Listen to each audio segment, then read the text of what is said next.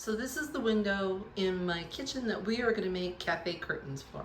I think it originally just had mini blinds, and I took those down and I patched the holes. I hung a black cafe rod at the height that I wanted, and now I'm going to show you how to add a little cottage cozy country charm to your kitchen. Okay, so I measured out my window, which is 36 inches wide. From the rod to the sill I will need 21 inches. That is my pocket or my cafe curtain length that I need. So this is the fabric I bought at Hobby Lobby. It's like a taupe tan. If you hear the air conditioning in the background, it's because I'm out in my studio and it's a little echoey out here. So I've measured the width, and it comes out, it'll be roughly 28 inches wide when I fold it. So 28 plus 28 is 56, give or take. I am going to make 2 panels doing it this way, and first thing I have to do is I have to cut off the salvage. And I am just going to use stripe. You could also use a rotary cutter if you have it to cut this.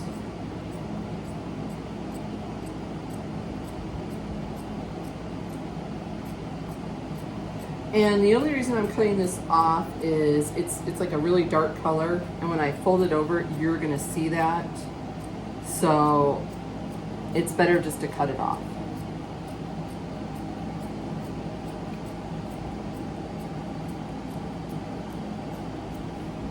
So one to the other.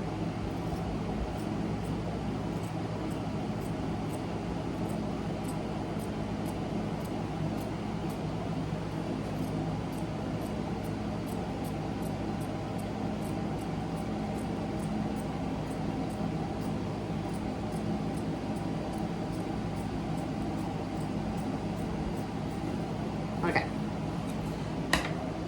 The next thing we're going to do is I'm going to figure out my length. Now, we said it needed to be total finished 21 inches. So I'm going to have to need a hem at the bottom.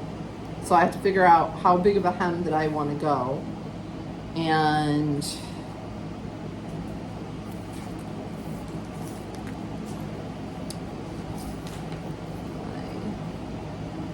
I'm thinking I want a 3-inch hem at the bottom. Plus I need a sewing allowance or it's this part that I'm gonna fold under and either use hemming tape or sew it. So at that point I want a 1/4 inch, fold it over, and then I want to make sure that that's to 3. And then at the top, if I was going to put it through the actual pocket rod, I would have to figure out how big of a ruffle top, if I wanted that, plus the pocket rod, plus the sewing allowance. And we'll cover that in a minute. So I ended up cutting the piece lengthwise 26.5 inches because I want it 21 inches to the rod, which gives me a 3-inch header with a 1/4 inch sewing allowance to fold it over. Because I'm going to put mine through the pocket or the rod. If you were using cafe curtain rods, like the clips, figure out the length of that, and then your header part would be smaller because you're just clipping it on. Or you could do like what I'm doing and just fold it over and then clip it. So it's really up to you as far as this goes. But for my purposes, that's what I am going to do. An iron is always a handy tool. If you don't want to sew, you could use hemming tape or hem adhesive, iron on. If you don't own a sewing machine and want to do that, it's like a tape that you use with an iron. So I'm going to do one way, and then I'll show you how to do it with a sewing machine the other way. But first thing I'm going to do is I'm going to iron out my hem, which we said was 3 1/4 is what I needed it to be.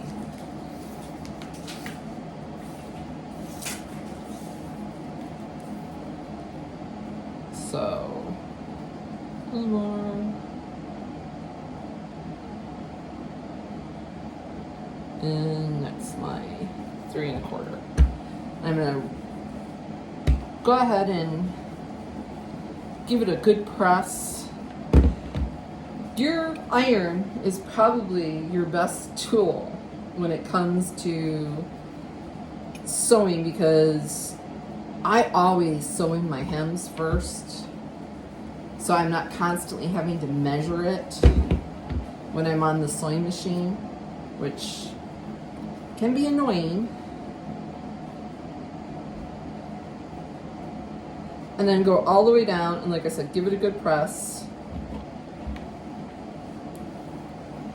One good thing about this particular fabric is the front and the back are the same. So it's pretty from both sides. You could line it if you wanted to, but that's a lot of work, and I'm just doing this for adding some charm to my kitchen, and I'll probably even change it out per seasons. Like, this is a nice neutral pattern. I mean, it's not too fussy. You could do a floral, you could do pretty much whatever you really want. And cafe curtains are so easy. Back in the day, they used to do cafe curtains with valances. You would see that all the time, or a valance on a window. Nowadays, it's mostly drapes. Or if they do a cafe, they do it just the cafe, no valance. So that gives it a more modern twist than doing just, the cafe with the valance. You could even purchase some off of Amazon. I personally like to sew because I get to pick the fabric. I'm not limited by what's in the store. And this was on sale at Hobby Lobby for, I think it was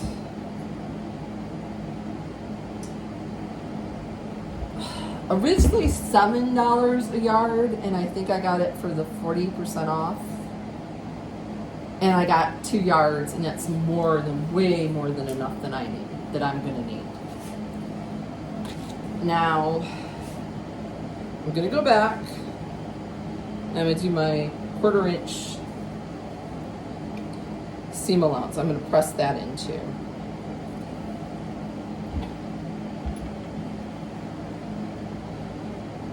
And like I said, this really helps. Even if you're gonna use the tape, I would do this first. I would definitely iron in all of my hems and my seam allowances.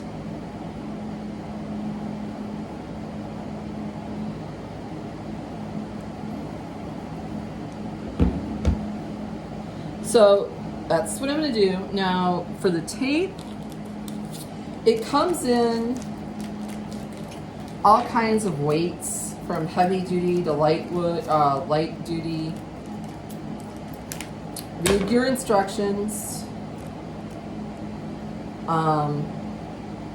It says to pre-wash all materials. I don't ever do that. I'm not worried about it. If I was making a dress or something, yes, I would go ahead and do that. Press the new seam line into the fabric, just like I showed you. Place the tape on the new folded hem. Place and hold the iron on the fabric for 5 to 7 seconds per section, slightly overlapping until the entire surface is bonded. Turn iron right side out and iron fabric for additional 1 to 3 seconds. It says do not sew. Using regular lightweight fabric such as cotton and linen, use super for, okay, so light, regular or light to lightweight cotton. This is cotton fabrics. If you're going to go heavier than that, then you use the heavy duty one. So I'm assuming the smaller one's the lighter weight one.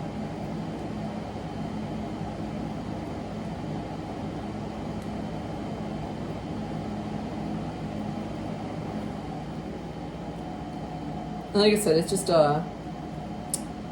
like a sticky fabric. Now, before I iron in this, I'm also going to go ahead and iron in all the sides in too, so that I get a nice, and using the fabric as my guide, because it stripes, it's so much easier than constantly taking out the tape measure to measure it.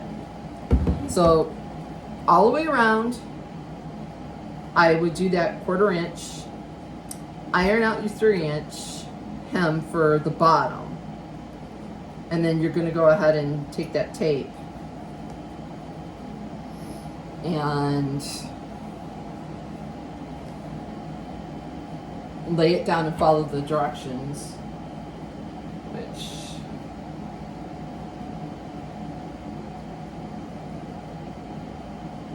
are very important. And like I said, you do not want to go back and sew over this because it's light glue and you will put the needle through glue and it will gum up your machine. Not a pleasant thing. So I'm going to go ahead and I'm going to lay that piece of tape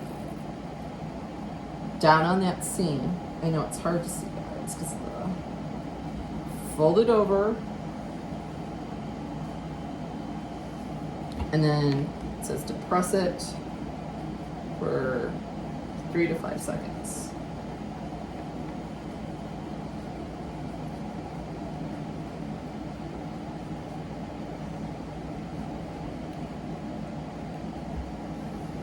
Oh, my iron's on the hottest setting that it goes.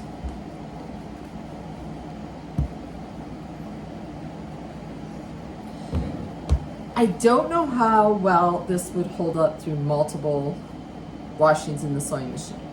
That's my only concern with using this. I had done this on a skirt many years ago, and it's still holding up. So it's just a preference. If you do not have a sewing machine or you don't know someone who can sew it for you, this is a good alternative. So I'm going to go ahead and do that, and then we'll pick the camera back up. Okay, I've gone all the way around with that tape for the seam allowance. I'm back at the bottom of my hem. We had already ironed in that 3-inch mark. I'm going to lay that tape down and iron it in.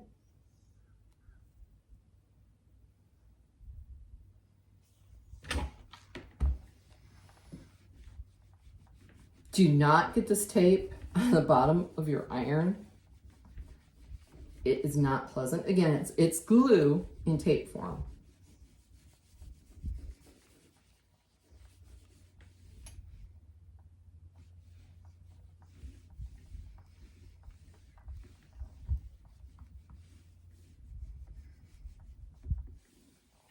And just do that all the way down, and then we'll pick back up when we do the header. So as you can see, we've got that all done, nice and clean. You've got your bottom hem. The top, here's my thing. If you were actually going to fold it like I am, and then fold it this way, and then I would put a seam in here for the, like a ruffle at the top. I don't think you could do that with this tape. If you were doing a cafe curtain, I would just fold it once, twice, and do it that way, and then use the clips to do that. That's what I would recommend highly for this tape. I am going to sew the top for my purposes, which will also show you what it looks like when I go to sew it.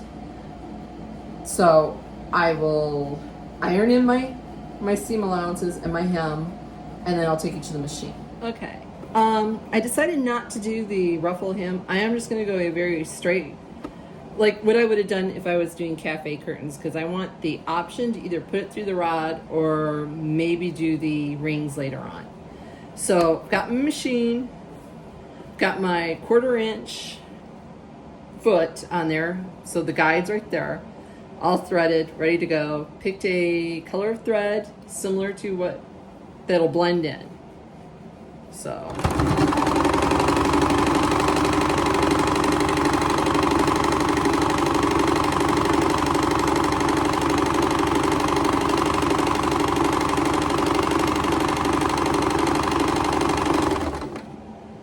and as you can see, makes a very nice hem. And you could either do one panel. I'm going to do two because I like the fullness on the window. So we'll pick the camera back up and I will show you what it looks like. I'll put up on the... Okay, y'all, this is what they look like when they're done. I did 2 panels.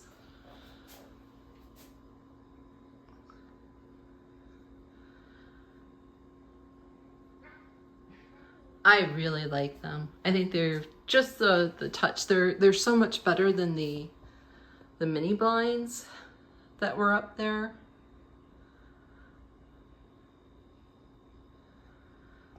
So tell me in the comments, would you make those yourself? And do you like these better? Or should I have just left it the mini blinds? So I'm going to add these wood appliques that I bought off of Amazon to the front of my kitchen island. There was a very large one and then 4 corner pieces. I only ended up using 2 of the corner pieces. I'm gonna take some glue and glue them on after I figure out positioning and all that, and you'll see that in this video. Forgive the way I look. I had a horrible migraine when I was doing this and really was not feeling well, but needed to get things done. So pretty much after I find the middle of the island, I put a little mark and apply the Gorilla Glue to the applique and take some blue tape and stick it on the island and let it dry. And then I go through and I paint it with what you see is the gray there. I just went over it with the same gray, and then I added a polyacrylic over it because chalk paint you have to seal. And I just thought it was something just to add a little more to the island. The island itself, the box part of it with the drawer, my son had built as a coffee table. It had a different top to it, and we moved to this house and he didn't have the room for it. So I took the box, added the top, added the legs and the apron to it to turn it into a kitchen island. And I absolutely love it. I think it was just what this kitchen needed. So the rest of the video will just let you watch as I paint and go through it. And if you really like this kind of content, I would love if you would consider becoming part of my YouTube family by hitting that subscribe button. If you like the video, give it a thumbs up, because it tells YouTube that you're invested in the video, and it'll push the video out more. And if you have any more ideas for me as far as DIYs, or would love to see me do something, please drop something in the comments for me. I love your comments, guys. I take it all in. I take your suggestions. I love the encouragement that you give me, because sometimes I get in my head and I overthink things. So enjoy the rest of the video, and I'll see you in the next one.